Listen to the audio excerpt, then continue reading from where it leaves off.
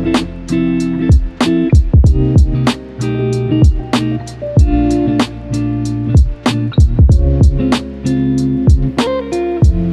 guys, I am so excited here today to sit with my fellow East African surgeon. Karibu to the Everyday Leader, Dr. Mugisha. Asante sana. Thank you very much. It's so good to have you here. I'm always happy to talk to my fellow African surgeons because we just have so much in common, and I love that. Yeah, Um, before we go any further, how is the beautiful country of Tanzania? Yeah, Tanzania is a great country. It's an East African country, largest by population. It has 70 million people. Majority, the median age is 17 years. It is a low middle income country. It is a growing economy, promising future.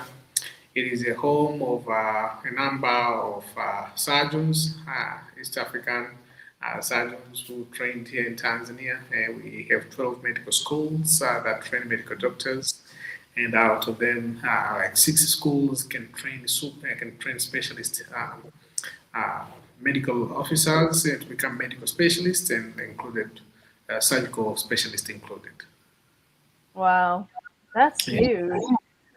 Thank you for sharing those data. It's very important. I've been to Dar es Salaam and it's a beautiful city. I loved it. But any Tanzanian person I meet, they're like, if you haven't made it to Zanzibar, then don't even say you've been to Tanzania. So, Yeah, it's true. Tanzania is a home of major tourist destinations across the globe.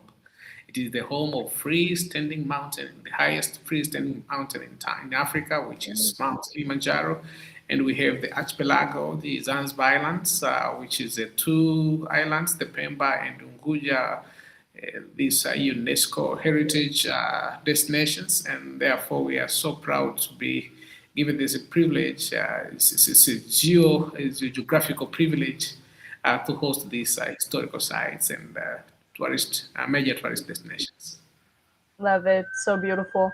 See, now I know I have your contacts. I'm going to put in touch with any of my friends who want to come visit Tanzania. You're the person that they're going to Yeah, call.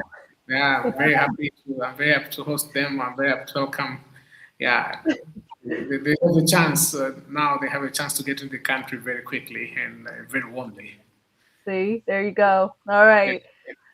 Um, so I have followed you on LinkedIn for quite a while now, and I love your content and all the topics and ideas you raise are so interesting, especially as also someone who is interested in global surgery and global health.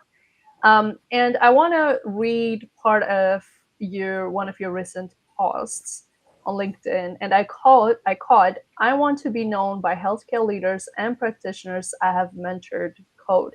So this was you talking about. I think you were giving a talk on leadership at a hospital back home. So I myself am very invested in mentorship. Can you tell me why you are so passionate about it? When did you get to involved in mentorship? Was it very early in your career or now that you have become a senior surgeon? Yeah. Thank you very much. I was born in the southwestern part of the country, right at the shores of Lake Tanganyika, which is the largest, is the longest, we call Rift Valley Lakes in East Africa, and it's so deep. I think the second in the world and first in the continent. My journey has been in the early times. I've been to the southern part. I went to up to secondary education in the southern part, and then I went to the northern part, which is almost 1,200 kilometers away, to go for medical school. This medical school was located right at the foot of the mountain Kilimanjaro, the Kilimanjaro Christian Medical University. And from there, I have grew up in the career to become a surgeon through the College of Surgeons East Southern Africa. And traveling across the two poles of the country has given me an opportunity to understand how wide the country is and how the population distribution has been.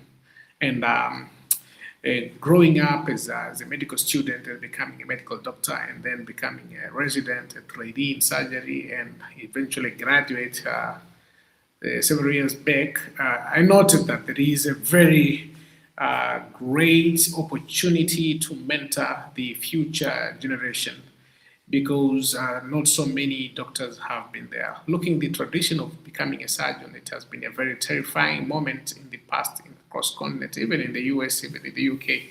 The surgeons were very tough, and this has meant that now we have very few surgeons operating in the region, and we had less mentorship. You must have remembered that in the past it was see one, do one, and that one has not been really keeping with the young doctors who have never seen one. So we thought, and I thought by myself that changing the narrative it is important, and I should be part of mentoring junior doctors to join the surgical specialties and even medical specialties to curb the problems, to curb the vacuum that is left out by not having enough medical specialists. I understand that the city like Boston, it has 1,000 neurosurgeons, while a country like Tanzania, it have less than 100 neurosurgeons. So we need to mentor other young doctors to really specialize. And number two, I've looked into the entire health sector. I have worked as a medical officer. I started with medical student. In terms of leadership, but then I went to medical officer. I led a health facility, and I went to university. I was the chief resident, and I went to practice in the surgery. I found myself like this is really a leadership journey on its own, and to date, I am also sitting as the president of Medical Association of Tanzania. I have noted that we do have leaders across the country, across the continent, but we do have very few healthcare leaders, and therefore they can't be manufactured right in an industry. They can't be grown like fruits out of the trees. We need some people who can influence. And lastly, I have noted that healthcare has been left behind for quite some time, and it is because there have been no leaders to sit in those boardrooms, to sit in those leadership houses and leadership platforms, and this has made probably some other people to decide for what they think it is good for the people and for the healthcare workforce. And I have noted that that is not enough. We have to mentor so many leaders who can solve the problems from the point where they are working to the point where they can influence the policies across the globe. Thank you very much.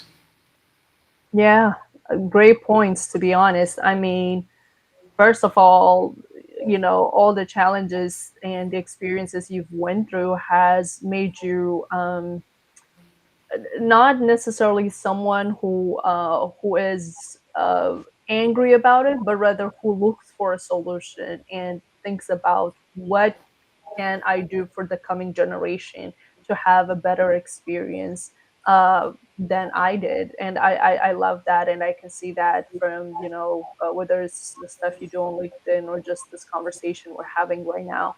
Um, the same thing as mentorship. I think this is the other topic that you are interested in and I myself are interested in. Um, as a surgeon practicing in the African setup, what triggered your inclination towards surgical equity? And I ask you that one, it's obvious because you're working in the African setup, right, where we have a huge challenge of surgical equity. But also at the same time, a lot of people in the environment encourage you to focus more on private practice, which has monetary benefit in the long run, or even academic work, which will have a personal career growth or a professional career growth at the end. But surgical equity might not necessarily have those two benefits in the long run. So how did it capture your attention? Yeah, I think the problems in the patient that I've been seeing when I was in medical school and when I was aspiring to become a doctor very much influenced me to think about becoming a surgeon. I noted, and I still believe that all diseases are treated by surgery, or there is a certain surgical intervention, at least in Africa. And I've noted that there are a lot of patients who are not having very safe access to safe surgery. It's not affordable and it's not readily available, and there are a lot of humps that are along that road to support the healthcare system in terms of the offers that we can give to the patients according to their needs. And therefore, I had to focus myself to become a surgeon. Saw a lot of trauma patients when I was young, and there were no one to operate on them to give to salvage their life through surgery. I've seen people with fractured bones and they're living with crooked limbs for years and years just because there is no one to fix them. I have seen children being born with congenital malformations, and probably they are living with it to date while there is a surgical solution. I have seen people with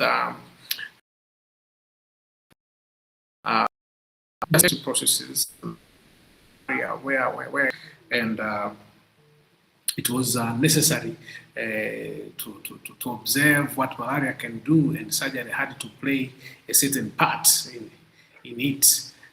When they have tropical splenomegaly, when they do not have the access to IV fluids, we had to create IV line access and see. And in the range of the non-communicable diseases that is keeping rising, the diabetes that we see, yes, with the cancer problem that is rising, and the you can say a effect of hypertension, like kidney disease, like the hemorrhages, like the carotid stenosis, all these disease patterns that I'm describing, they do not have surgeon to treat them, and therefore I decided to become a general surgeon and go up the ladder to at least provide equity to these needy populations. Yeah, great points. Especially when it comes to non-communicable and communicable disease. A lot of the fund and the attention goes to obviously communicable disease. That has been the trend, and you know, even though non-communicable disease are some of them are chronic illnesses, but also surgical disease burden is also included in that. And I think I want to hear your thought because a lot of communicable disease get the attention because you can work at the level of prevention, right? Like you can make sure you don't have malaria outbreak or cholera outbreak, or you can control the spread of tuberculosis. But also, like you said, part of the treatment of those communicable disease is surgery, so it goes hand in hand. um, so how do we as surgeons that are involved and um, have desire towards achieving surgical equity, how do we make those two correlations happen so that we can get funding, support, and attention from the other stakeholders that are involved? Yeah, it is very important that we come with a novel model that will enable us to address the disparities that we see in the surgical ecosystem and in the healthcare industry where we are. And I am very much informed that it is until we have so many surgeons who are engaged into the health policies and health systems, it is when we can bring surgical equity into the equation. I have noted with very so much interest that malaria, HIV, program TB programs, leprosy program, the infectious diseases that we have seen, including the new and the old re-emerging epidemics. There have been a very collective efforts of all stakeholders to improve the population response, the population health outcomes when it comes to these particular diseases that I've mentioned. And the surgeons have to follow the same model. If they continue staying right in the operating rooms without looking into what policies can come into how can integrate the things with the community and raise the awareness and improve population health outcomes, we are going nowhere. And lastly, why surgical equity is important and how can we forge a way forward. We have to remember that diseases tend to shift from non-communicable to communicable, and at times communicable will come again. So we are having a very particular mix that is complicating to our understanding, is complicating to our interactions, and the best way to move forward is to borrow a leaf from the previous programs so that we can integrate surgery and make surgery safe, and we can make sure that surgery is spoken right in the streets of our communities, to the extent that they are able to pick some of the options by themselves. Yeah, those are great points. I agree.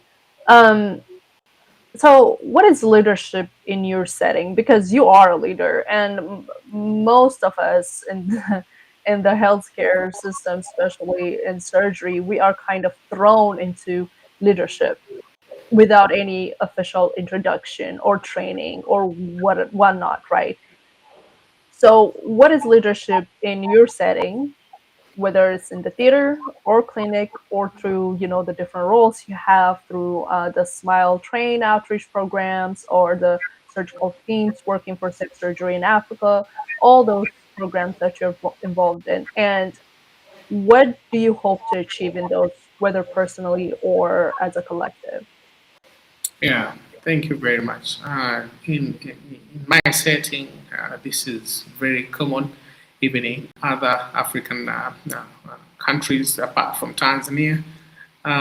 We have safe surgery is a beacon of hope to anyone who is receiving surgical care. We want all of them to receive safe surgery. Unfortunately, we have non-surgical specialists who are offering surgical care.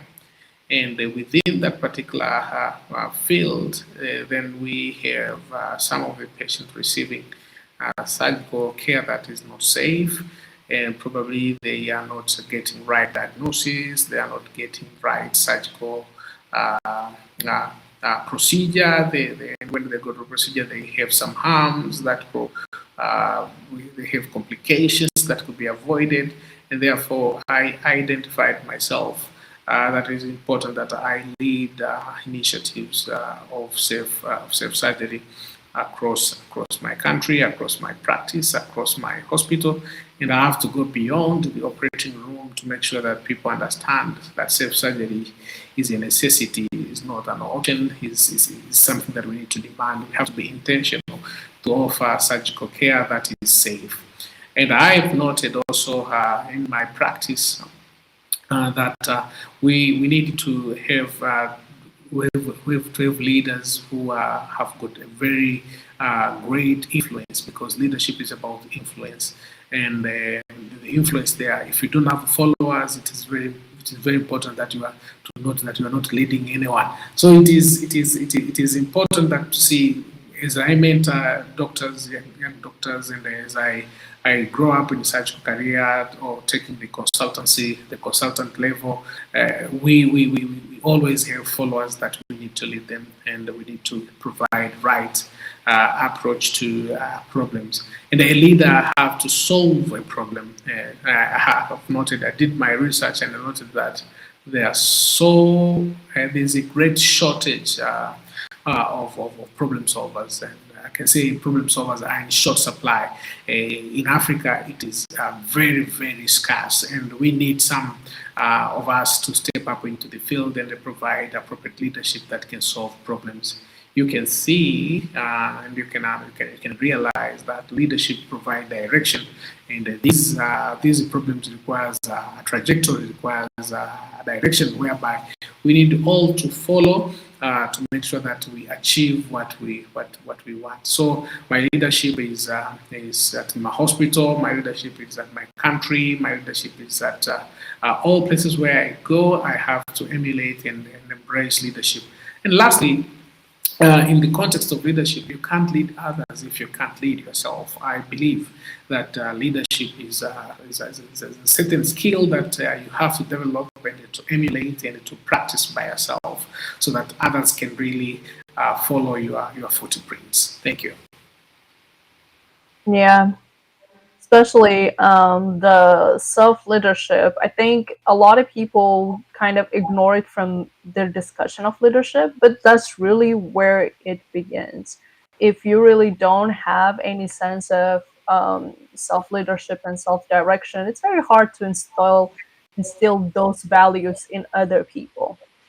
Because you, like you said perfectly, leadership is giving directions, and if you don't know where you're going, then how can you direct everybody else? So those are valuable points. Um, when we talk about surgical equity, there is a part of the healthcare system that we just cannot ignore, and that's surgical education. So I want you to tell me more about net care and how you think surgical education can have a role in shaping surgical equity, and how do we as surgeons uh, encourage our trainees to think about those important questions while they're still in training. Yeah, that's very good. Surgical specialist and the subsequent specialization that may come after. It is a skill-based specialization, and the demand to have the enough skills is quite important. Traditionally, surgeons consider the skills they have like riding a bicycle. So once you know how to ride a bicycle, it means you can continually ride a bicycle. And you don't, but that end, and it is important that you remember when we are thinking of shaping the future, there are several developments that the patient needs. The disease also change.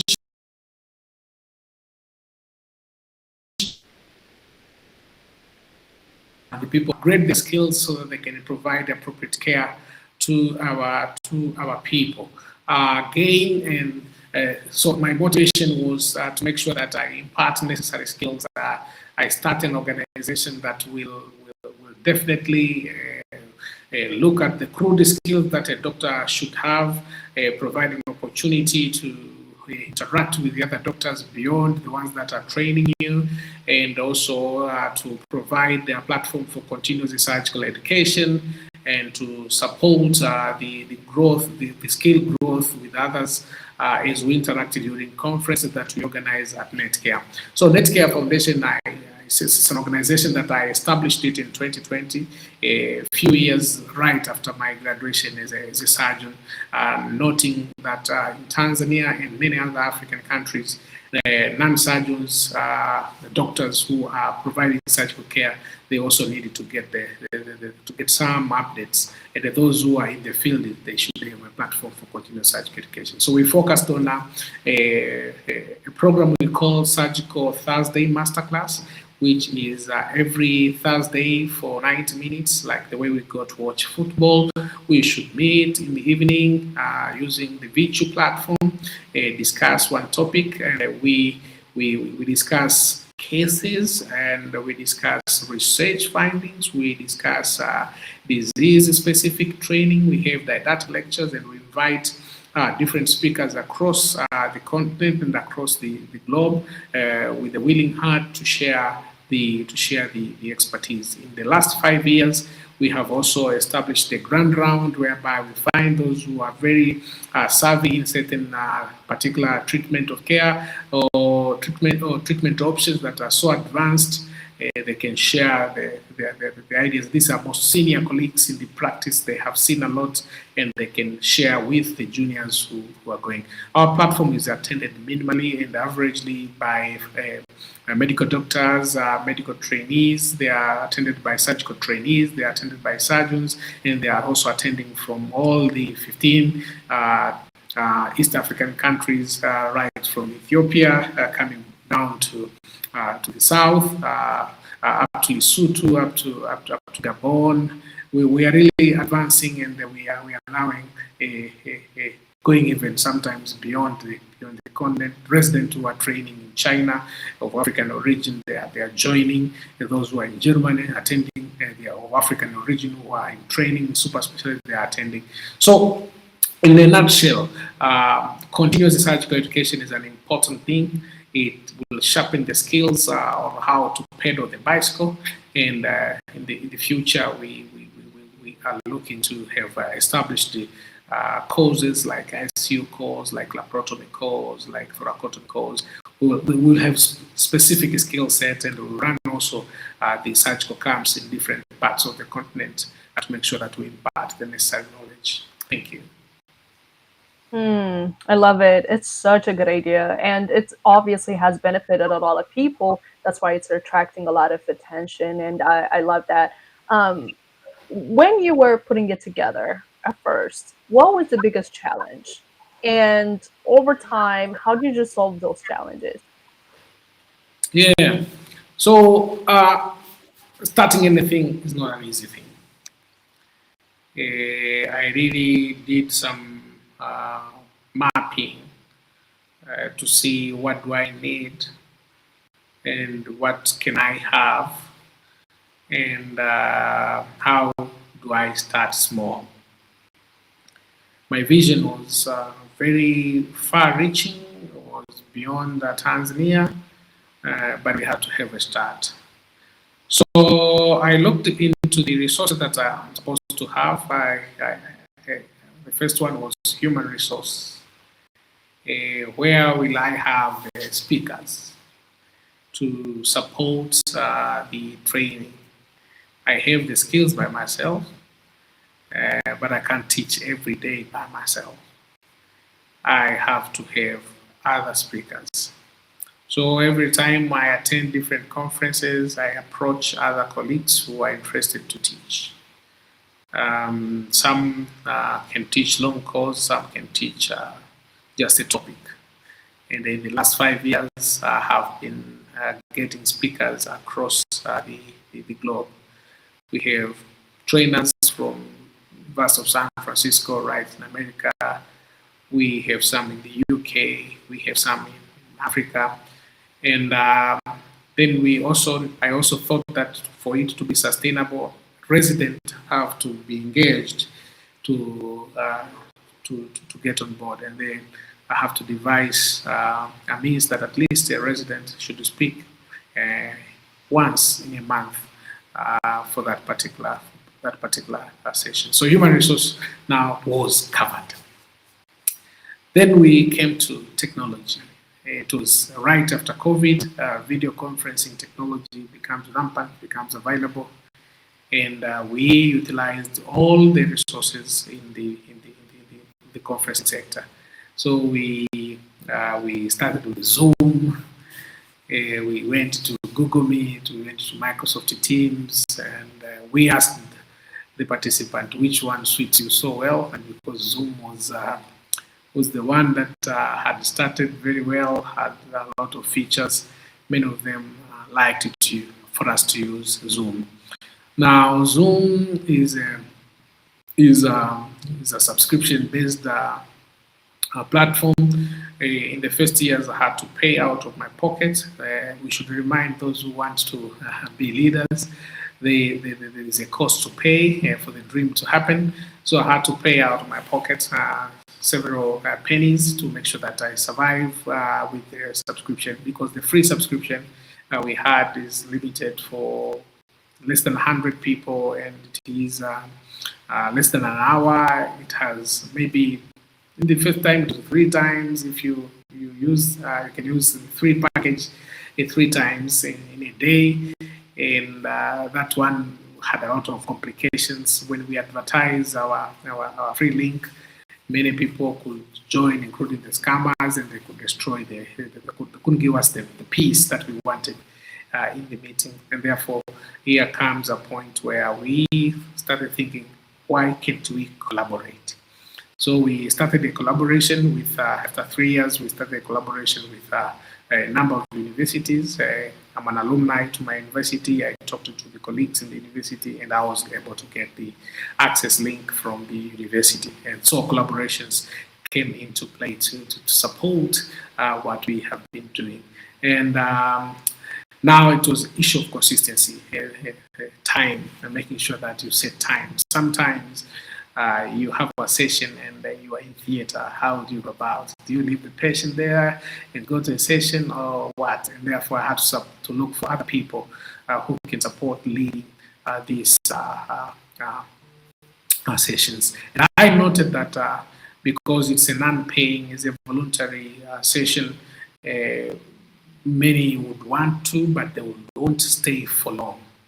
Yeah, they will come thinking like maybe after 1 year or after 3, 4, then we'll start earning something. And it was difficult to have a very rough experience on that.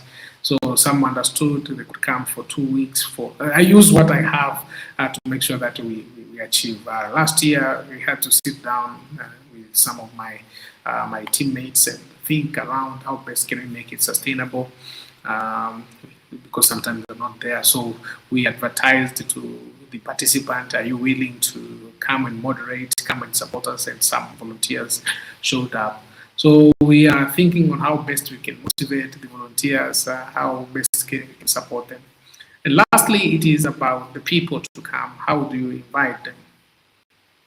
We thought that it is important that we see how consistently we can advertise, where we can inform them that there is a session tomorrow with an easy catch, an easy way to do it. And we had to start a WhatsApp group. So a WhatsApp group is a platform, and we thank to those who have created it. It's a wonderful group. It has we have members that have subscribed to our WhatsApp group, up to 300 members who get regular contact. When I post it once, they can see it, and they can attend if they can, because it's voluntary. And we thought that in the beginning it was not easy to have people join the WhatsApp group. So during this session, we could advertise that please join us in the WhatsApp group so that you can have regular contacts. So that's why people have been really engaged. And lastly, on getting the members involved, not right from the WhatsApp, we started a feedback engagement, and the provision of continuous professional development.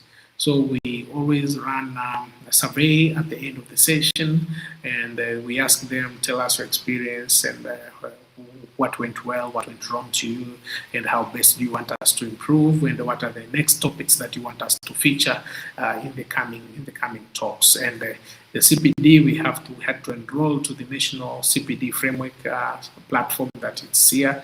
Unfortunately, we haven't been very consistent in providing CPD, but we are trying. We accumulating them, and then get some time and feed it. So it's not easy. Every day you solve this problem, another problem arises, and it has been solved. Thank you. Yeah, wow. I mean, that's a huge journey. Just the fact that, it's scary to start anything on your own, Yeah. period. And then you have so many other, parts in play that require not only your time and attention, but also money from out of your pocket. And you still persisted, and you still did what you have to do until you've entertain collaboration, and you are where you are now.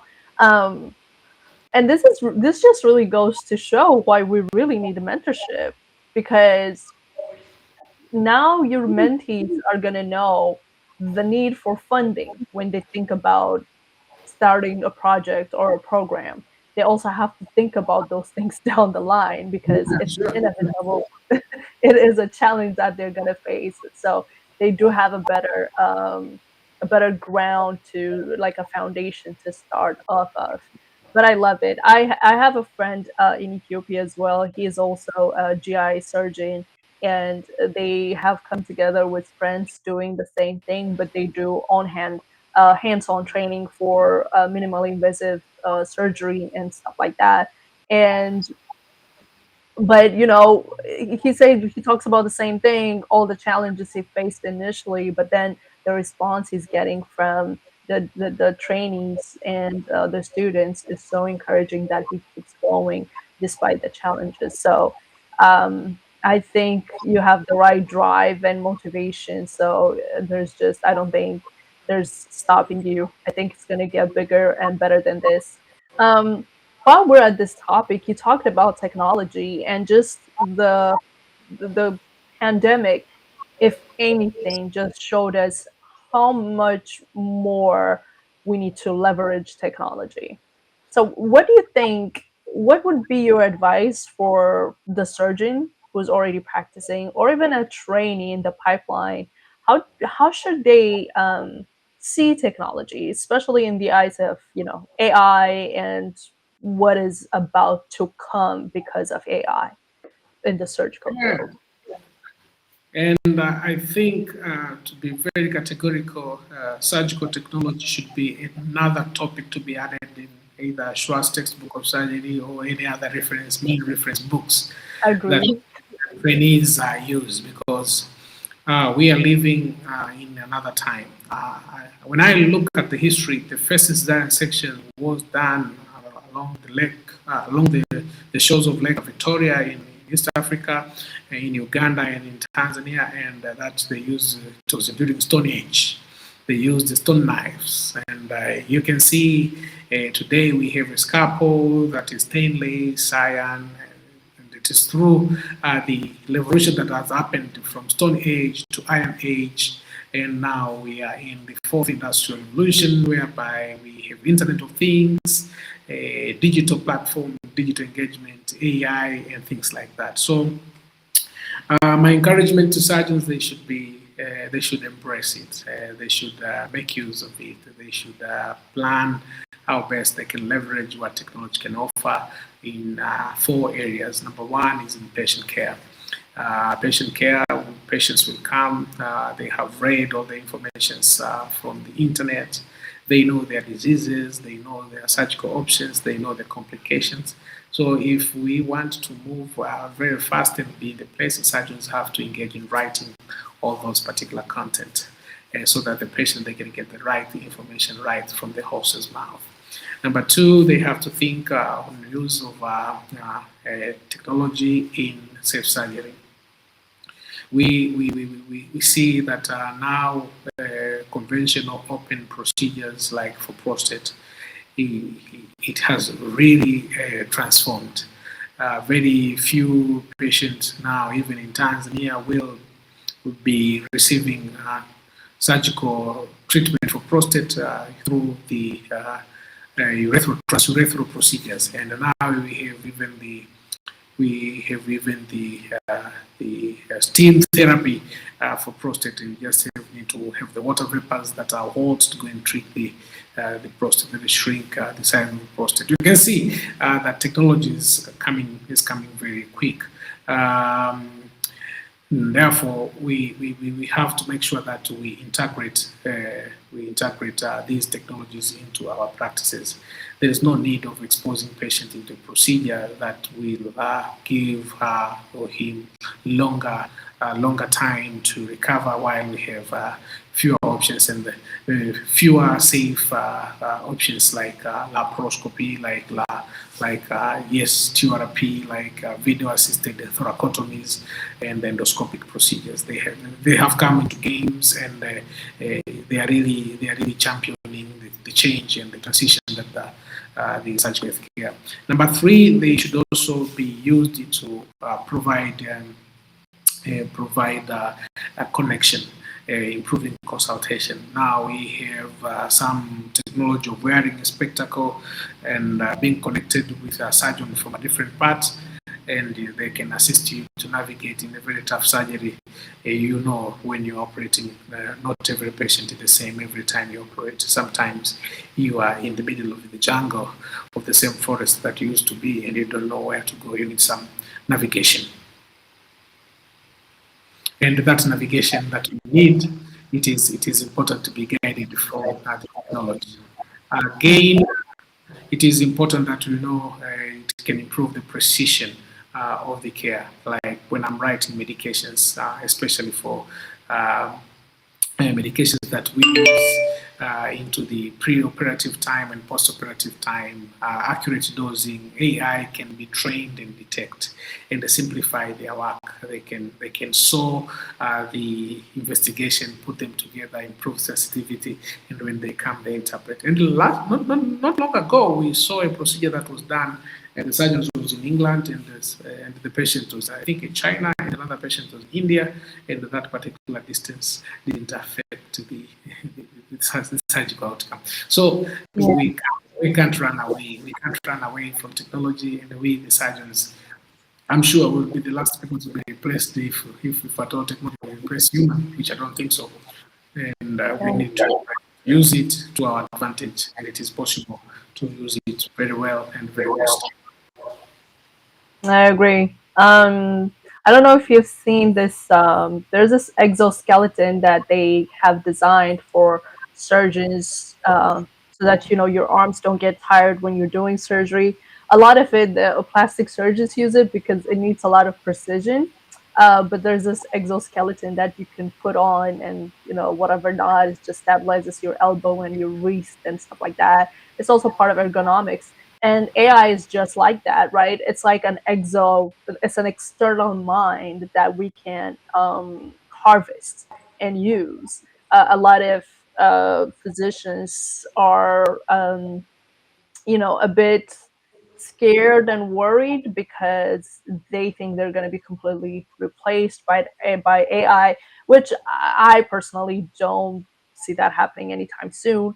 But like you said, we have to take the initiative to integrate it into our system so that we can also make sure that it doesn't take over, you know, because we keep updating ourselves and integrating it into our system. Um, I love those points that you mentioned.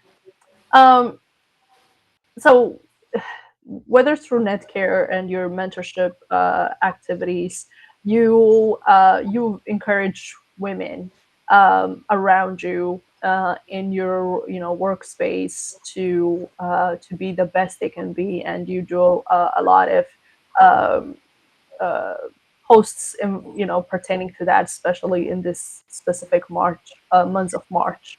So what is what systemic support exists in your context currently to encourage women in the surgical space? And what do you think is the role of the male ally in all of this? Yeah, it is my wish that we remove gender issue when it comes to anything that a human being can do. Um, it is my way of thinking that everyone can do whatever feels like this is my destiny, this is my passion, this is what I do.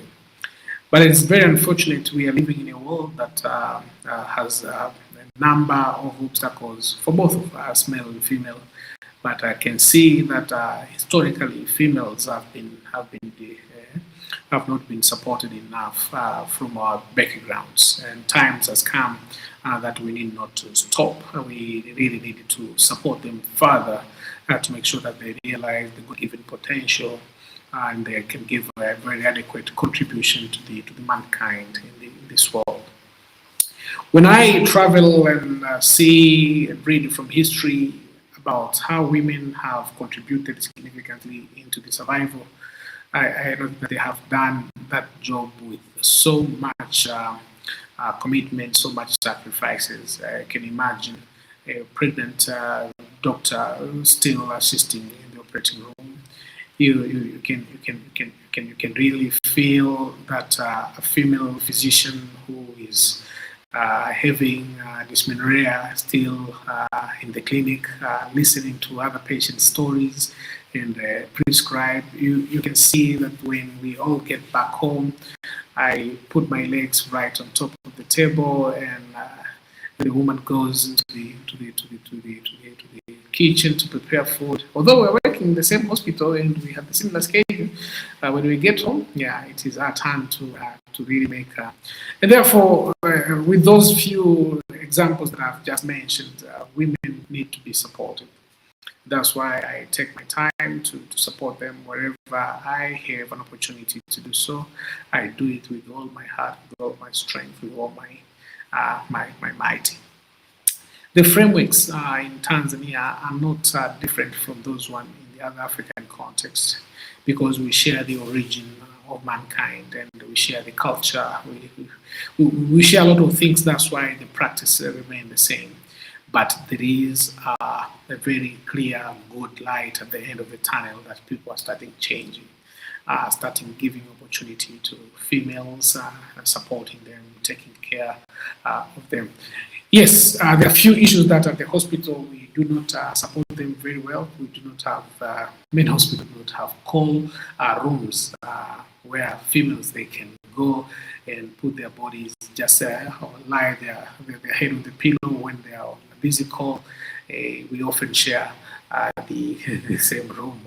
I know when I was an intern few years ago, intern doctor, I went to a place where I used to hide myself, close my eyes for a few minutes.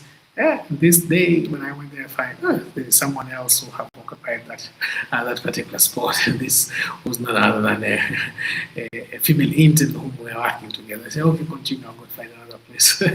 So we need to give them support. And the support that we want is not a favor. We should not try to give them favors. We should give them opportunities.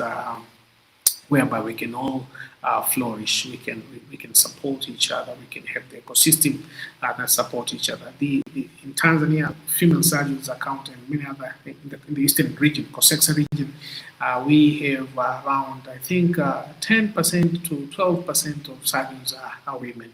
The number is a little bit increasing over years. When I was training, it was 8, and now it is around 12. When we think it should be 50-50 share in the work, and we need some policies to support them. Females, I was told by one of the surgical trainees who said no, I do not like the way we are mentoring people. We are bullied and we are being told things that we are not supposed to be told. I didn't want to become a surgeon because one day when I called the altar and I was told, "What do you feel? What is that you are feeling?" And he used the surgeon used a very bad word to teach me the good things. And we can see those environments still exist. And I think it is important we level the surface for all of us. And lastly, out of work, we need to support each other because women faces a lot of domestic violences, home-based violences, and we need to protect from them because uh, it is not the same world. It is not the same place that we'll always go if the environment is not safe. If they don't feel safe, the psychological safety is left out, and it is important. Lastly, we have to assist them to climb the ladder. women tend to doubt themselves, do not have the guts to pick and to take a step on day one. Sometimes it's important to push them to climb the ladder. You can see the healthcare industry is largely by women. I think the female ratio to male ratio in the health sector is around the 60% to female and 40% male. But if you go to leadership position in high position, you find that the trend reverses. 70% male healthcare and the rest are women. While you find the nurses, the junior household staff, they are women. So we need to create a space that is safe for everyone, that is invite everyone to offer what they have been uh, given by God to support mankind on earth. Thank you. Yeah, really, I think that sense of safety and security, it's so crucial. Like, even as a man, if you don't feel safe to leave your house, that's it. Nothing will get done, right? It's the same thing. It's just because the threats do not necessarily um, affect a man, and it affects specifically the female. It's the effect is still the same. It remains the same, and it's just realizing that putting oneself in their shoes and or in our shoes in my case, and really seeing we're really the same people, just different gender, and the stressful environment would have the same effect on me if I was a woman.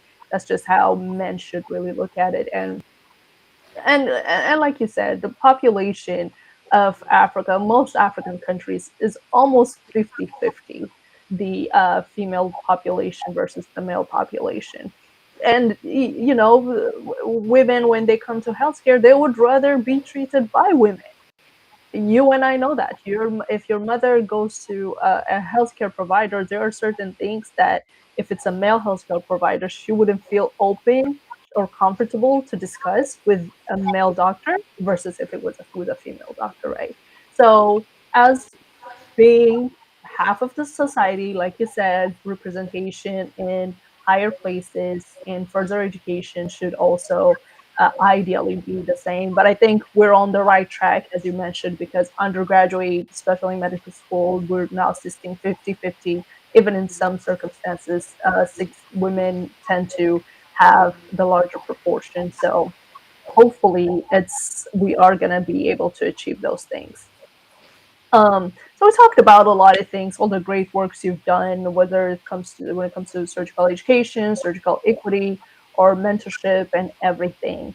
And there's always the future, right? We live this life on Earth always thinking about there is going to be a tomorrow. So what do you hope to see in the future of African healthcare, and what will be the role of Africa as a continent in the global surgical ecosystem? Yeah, I'm very optimistic that Africa is a continent.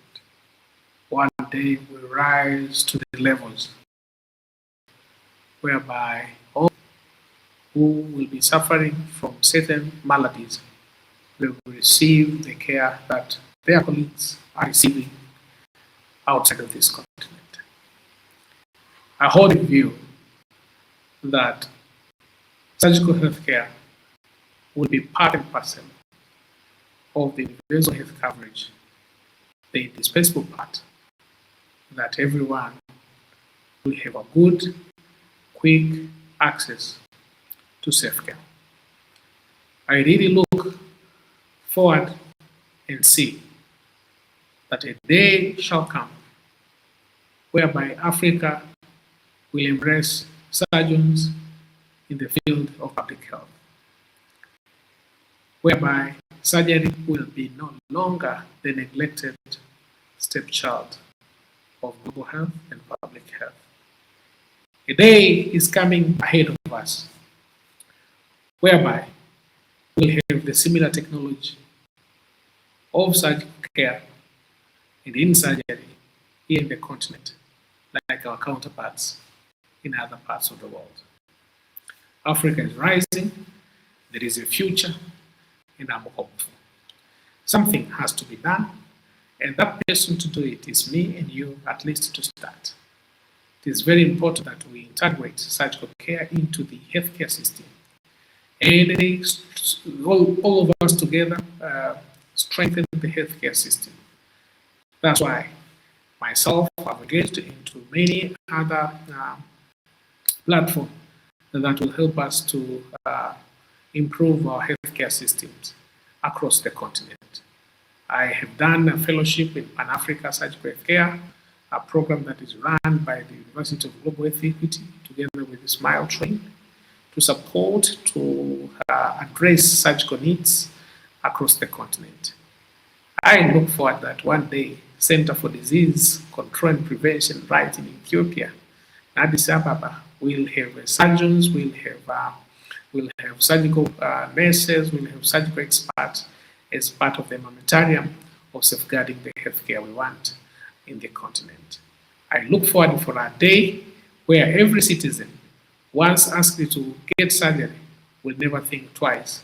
Will just say, "Here I am, treat me," and I'm very optimistic. I'll come out healthy. Looking forward for a safe surgery, quality improvement that will never stop to the success we have today, but will also look at the challenges that will arise when we have these challenges. Human beings are the most important resource that we need to have so that we can have the right future we want. Nobody can write the next history. We know some people helped us to write bad history in the past.